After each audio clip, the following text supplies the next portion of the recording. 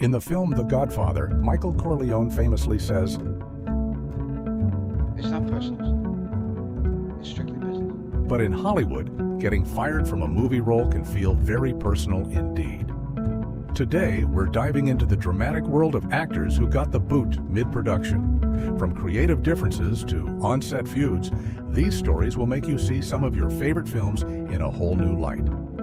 And our number one pick? Let's just say it's a decision that left both fans and industry insiders stunned. So grab your popcorn and get ready for some behind-the-scenes drama that rivals anything you've seen on the big screen. 20. Natalie Portman, Romeo plus Juliet. In 1996, a young Natalie Portman was cast as Juliet in Baz Luhrmann's modern adaptation of Romeo plus Juliet. However, her involvement in the project was short-lived due to concerns about the age difference between her and her co-star, Leonardo DiCaprio. Portman, who was just 14 at the time, was deemed too young to play opposite the 21-year-old DiCaprio. The studio executives were particularly worried about the optics of their on-screen romance. Portman later recalled the situation in a New York Times interview, saying, "Fox said it looked like Leonardo DiCaprio was molesting me when we kissed." This decision highlights the delicate balance filmmakers must strike when dealing with age-sensitive content, especially involving younger actors. The role ultimately went to Claire Danes, who was 17 at the time of filming. Despite this early setback, Portman's career continued to flourish, and she went on to become one of Hollywood's most respected actors. 19. Terrence Howard, Iron Man 2. It turns out that the person that I helped become Iron Man, when it was time to re-up for the second one, took the money that was supposed to go to me and pushed me out. And I called my friend that I helped get the first job, and he didn't call me back for 3. Iron Man 2. Terrence Howard's departure from the Marvel Cinematic Universe after the first Iron Man film was a subject of much speculation in Hollywood. Howard, who played James Rhodey Rhodes, was notably absent from the sequel, replaced by Don Cheadle. The actor has been vocal about his side of the story, claiming that he was pushed out due to salary disputes. In an appearance on Watch What Happens Live, Howard stated, "It turns out that the person I helped become Iron Man, when it was time to re-up for the second one, he took the money that was supposed to go to me and pushed me out." While Howard's claims about Robert Downey Jr. and E.S. involvement in his departure have never been confirmed, the situation highlights the often complex and sometimes contentious nature of contract negotiations in big-budget franchises. Despite the controversy, the recasting didn't seem to negatively impact the franchise, with Cheadle going on to portray War Machine in multiple MCU films. 18. Judy Garland, Valley of the Dolls. If you talk to me, Sound take 833.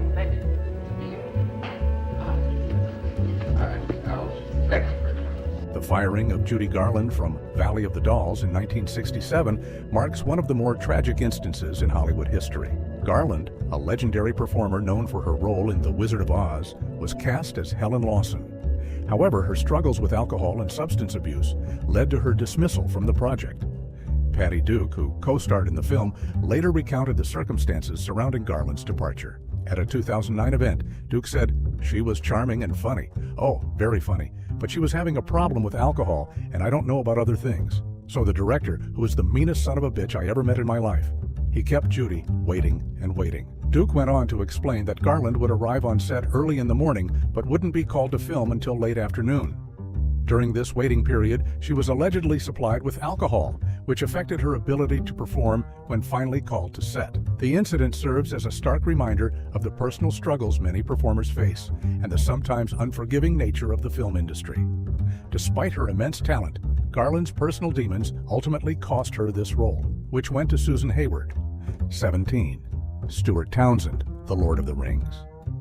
Obviously, as an actor, you're looking for that, and you're like, this is wonderful. I get to be this guy, you know. I mean, he's written on the page like that, and now I get to go and immediately I get to fight this huge guy, and I get to win. Stuart Townsend's departure from the Lord of the Rings trilogy just before filming began is a prime example of how last-minute casting changes can dramatically alter a film's trajectory. Townsend was originally cast as Aragorn, one of the central characters in J.R.R. Tolkien's epic fantasy. The Irish actor had spent 2 months in New Zealand, training and preparing for the role. However, just days before filming was set to begin, director Peter Jackson made the decision to replace him. Townsend later told Entertainment Weekly, "I was there rehearsing and training for 2 months, then was fired the day before filming began." The official reason given for Townsend's departure was that Jackson felt they needed an older actor for the role. Viggo Mortensen, who was in his early 40s at the time, was quickly brought in to replace the then 26-year-old Townsend. This casting change had a significant impact on the trilogy, with Mortensen's portrayal of Aragorn becoming one of the most beloved aspects of the films. While it was undoubtedly a disappointment for Townsend, the incident serves as a reminder of how crucial casting decisions can be to a film's success. 16. Samantha Morton, Her. Hello, my name is Samantha Morton. I'm an actor. Samantha Morton's replacement in Spike Jonze's Her is a unique case of an actor being recast after the film had already been shot. Morton had recorded all of her dialogue as the AI voice Samantha opposite Joaquin Phoenix.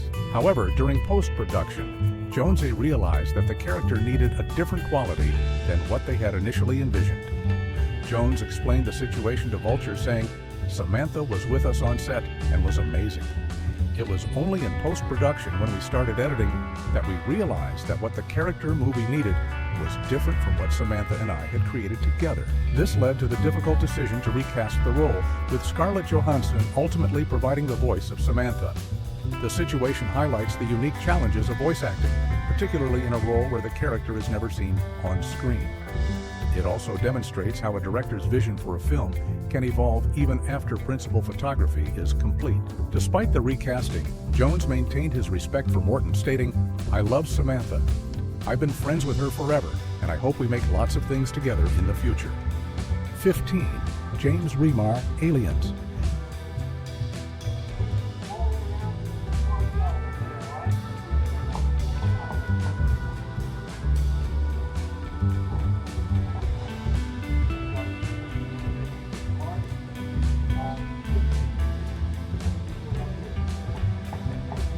James Remar's departure from James Cameron's Aliens is a cautionary tale of sorts about the dangers of substance abuse in the entertainment industry. Remar was initially cast as Corporal Dwayne Hicks, a pivotal role in the sci-fi action sequel. However, about a month into filming, Remar was arrested for drug possession after police raided his apartment in London. This incident led to his dismissal from the project. Years later, Remar opened up about the situation on the Sidebar podcast, saying, "I had a terrible drug problem, but I got through it. I had a great career and personal life and messed it up with a terrible drug habit." The actor expressed regret over screwing over so many people, particularly screenwriter Walter Hill, who had championed him for the role. Interestingly, there were reports of another incident that may have contributed to Remar's firing. He allegedly fired a prop gun on set, leaving a hole in the wall of the neighboring Little Shop of Horrors set. Remar was replaced by Michael Biehn, who went on to deliver a memorable performance as Hicks.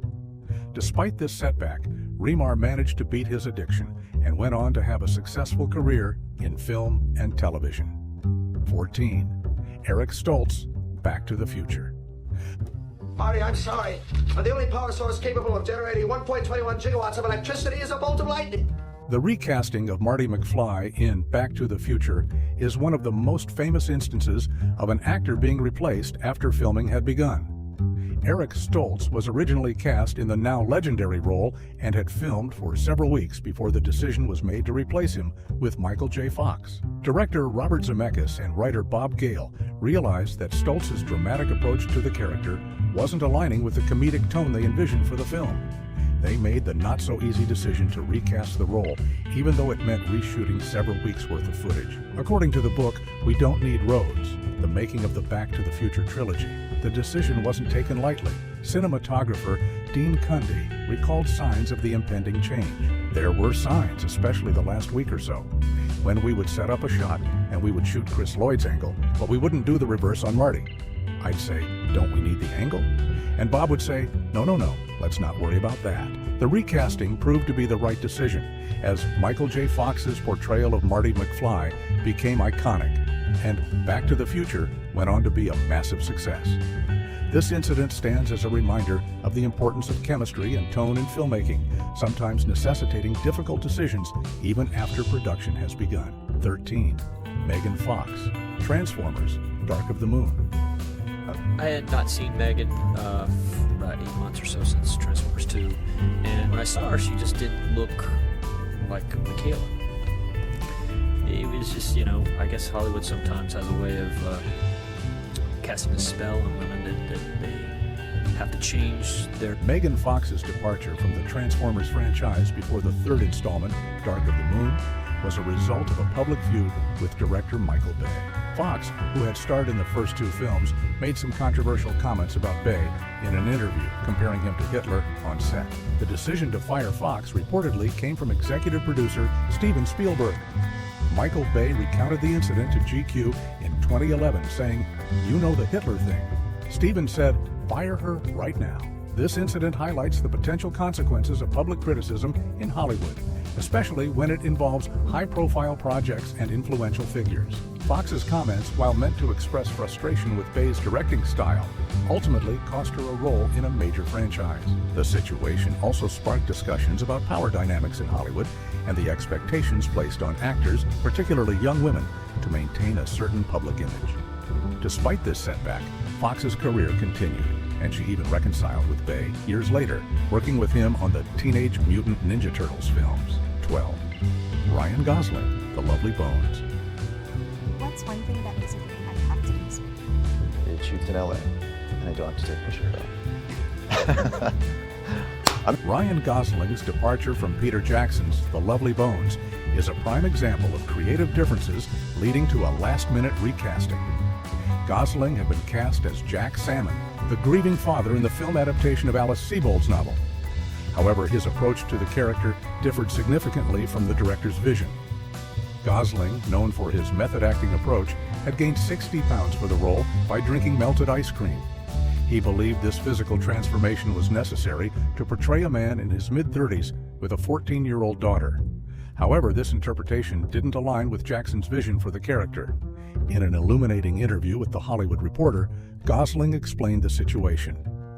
"We didn't talk very much during the pre-production process, which was the problem.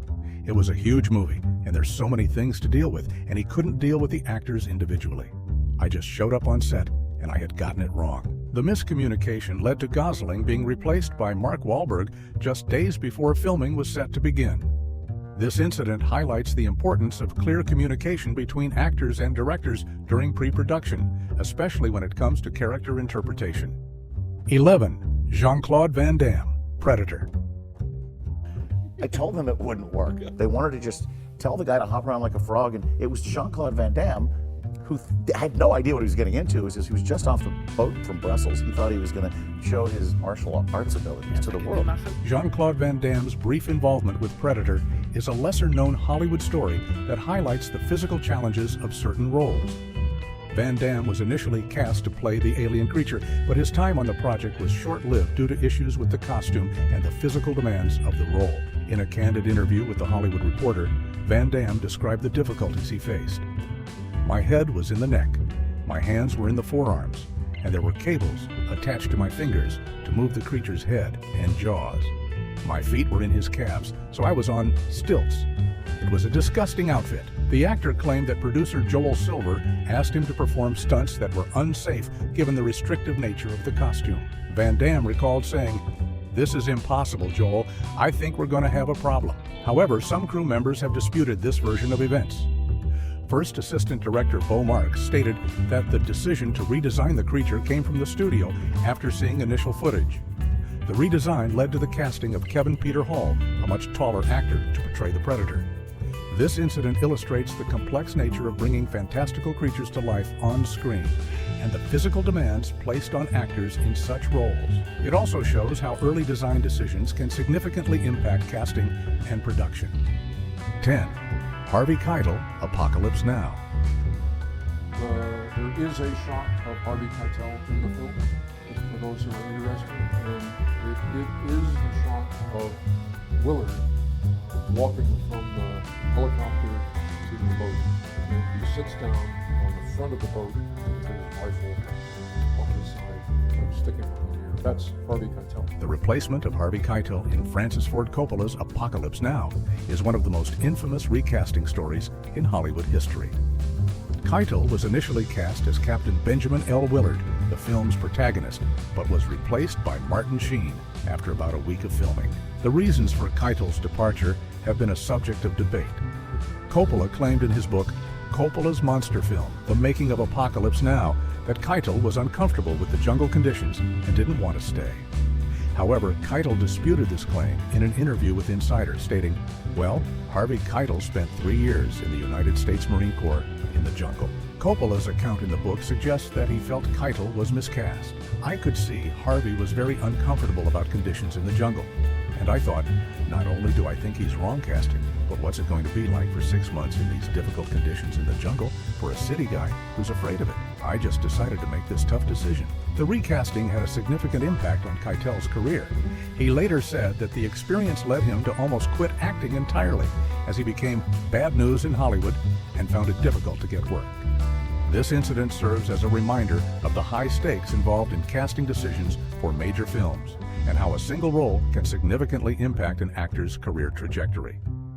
Despite this setback, Keitel went on to have a successful career, starring in numerous critically acclaimed films. 9. Colin Firth, Paddington. Because I was the last person. If there's a list of the people least likely to kick ass, I've been sitting at the top of that list for about 50 years. Colin Firth's departure from Paddington is an unusual case of an actor being replaced after completing their work on an animated film. Firth had recorded all of his lines as the voice of Paddington Bear, but as the visual elements of the film came together, it became clear that his voice wasn't the right fit for the character. Director Paul King explained the situation to Entertainment Weekly. As the actual visual of the character emerged, you suddenly go, "This is just a young, fluffy creature." Somehow, it just didn't have Firth's voice. I remember him saying, "I'm struggling to find the voice." I was going, is it younger? Is it more enthusiastic?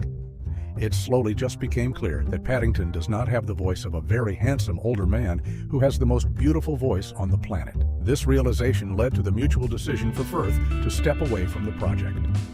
Ben Whishaw was brought in to replace him, providing a younger, more energetic voice that better matched the visual representation of Paddington. This incident highlights the unique challenges of voice acting for animated films, where the actor's performance must align not only with the character's personality, but also with their visual representation. It also demonstrates the importance of flexibility in the filmmaking process, even in the later stages of production. 8. Lori Petty, Demolition Man. Oh, I'm so pretty. I'm gonna hit you so hard, your children will be born bruised. Get up! Pal! Lori Petty's firing from Demolition Man just a few days into filming is a case that highlights the importance of on-set chemistry in action films. Petty was originally cast as Lieutenant Lenina Huxley opposite Sylvester Stallone, but was quickly replaced by Sandra Bullock. While producer Joel Silver cited creative differences as the reason for Petty's departure, the actress herself attributed it to a personality clash with Stallone. In an interview with Entertainment Weekly, Petty stated, "Sly and I were like oil and water." The incident left a lasting impression on Petty. She later told the Daily Beast, "It was the most uncool day in Hollywood for me. I just treat people the way I want to be treated, so I'd rather not gossip about Joel's unkindness." This situation underscores the importance of chemistry between lead actors, especially in action films where their dynamic is crucial to the story. It also highlights the sometimes volatile nature of Hollywood productions, where actors can be replaced quickly if things aren't working out as planned. Despite this setback, Petty went on to have a successful career, starring in films like A League of Their Own and Tank Girl.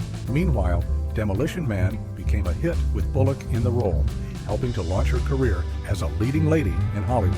7. Kevin Spacey, All the Money in the World. Had you completely cut the film already? Oh yeah, I was done. I was delivered. I was walking away. I was already stopped. The recasting of Kevin Spacey in Ridley Scott's All the Money in the World is perhaps one of the most dramatic and swift recastings in recent Hollywood history. Spacey had completed filming his role as J. Paul Getty when multiple allegations of sexual misconduct against him came to light in late 2017. In an unprecedented move, director Ridley Scott decided to completely remove Spacey from the film and reshoot each and every one of his scenes with Christopher Plummer in the role of Getty. This decision was made just weeks before the film's scheduled release. Scott told The Guardian about his quick decision. My decision was almost immediate. I said, we need to redo this. I didn't agonize. I never dwell on a problem, only the solution. The reshoots were completed in just 9 days, with Plummer stepping into the role and delivering a performance that earned him an Academy Award nod. This incident demonstrated the film industry's ability to respond swiftly to serious allegations and the power of modern filmmaking technology to facilitate last-minute changes. Despite the challenges, the film was completed on time and received positive reviews, with many critics praising Plummer's performance. 6. Sean Young, Dick Tracy. Hollywood expected big things from Young after films like Blade Runner and No Way Out. But over the years, with incidents such as a public feud with one-time co-star James Woods, she lost roles in films like Batman and Dick Tracy. Sean Young's departure from Dick Tracy is a complex and controversial case that highlights issues of power dynamics in Hollywood. Young was originally cast as Tess Trueheart, opposite Warren Beatty, who was both the star and director of the film. The official reason given for Young's firing was that she didn't come across as maternal enough in the dailies. However, Young later alleged that the real reason was her rejection of Beatty's advances. Beatty denied these claims and maintained that the decision was purely creative. In an interview with the New York Times, Young said, "They put out in the papers artistic differences, like I was the problem. That really was the definitive cliff." She added, "My joke now is, I should have just said, I'd love to, expletive, I'm just busy right now." This incident had a significant impact on Young's career and sparked discussions about the treatment of women in the film industry. It serves as a reminder of the complexities and potential abuses of power that can occur in Hollywood, especially in situations where a director is also the lead actor. The role of Tess Trueheart ultimately went to Glenn Headley. Despite this setback, Young continued to work in the industry, though she has been outspoken about the challenges she faced following this incident. 5. Julianne Moore, Can You Ever Forgive Me? Of the character. We've just been kind of rehearsing and doing pre-production and stuff, and I think that her idea of where the character was different than where my idea of the character was, and so she fired me. Julianne Moore's departure from Can You Ever Forgive Me is an example of creative differences leading to a major casting change. Moore was originally set to star as Lee Israel in the biographical drama, but was fired by director Nicole Holofcener before filming began. Moore has been candid about the experience, explaining on Watch What Happens Live, "Nicole Holofcener fired me. So yeah, that's the truth. I think she didn't like what I was doing. I think that her idea of where the character was different than where my idea of where the character was, and so she fired me." This situation highlights the importance of alignment between an actor's interpretation of a character and the director's vision. It also demonstrates how even highly acclaimed actors like Moore can face rejection if their approach doesn't match what the filmmaker is looking for. After Moore's departure, Marielle Heller took over as director, and Melissa McCarthy was cast in the lead role. McCarthy's performance earned her an Academy Award nomination, proving that sometimes these difficult decisions can lead to positive outcomes. The incident serves as a reminder of the collaborative nature of filmmaking and the need for all key players to be on the same page creatively. It also shows the resilience required in the entertainment industry, as both Moore and the film itself went on to success despite this early setback. 4. Richard Gere, The Lords of Flatbush. Some of the best scenes in Lords of Flatbush came from those improvisations that Stallone and Richard Gere did. Because there was friction between them, Richard was let go, and Perry King replaced him. Richard Gere's firing from The Lords of Flatbush is a notorious example of on-set conflicts leading to recasting. Gere was originally cast as Chico, but his relationship with co-star Sylvester Stallone quickly deteriorated during production. The tension between the two actors came to a head over an incident involving food. Stallone recounted the event in a 2006 interview, and basically pushed him out of the car. Following this incident, the director had to choose between keeping Gere or Stallone. Ultimately, Gere was let go and replaced by Perry King. This situation underscores how personal conflicts can impact professional relationships in the film industry, and how seemingly small incidents can have major consequences for a production.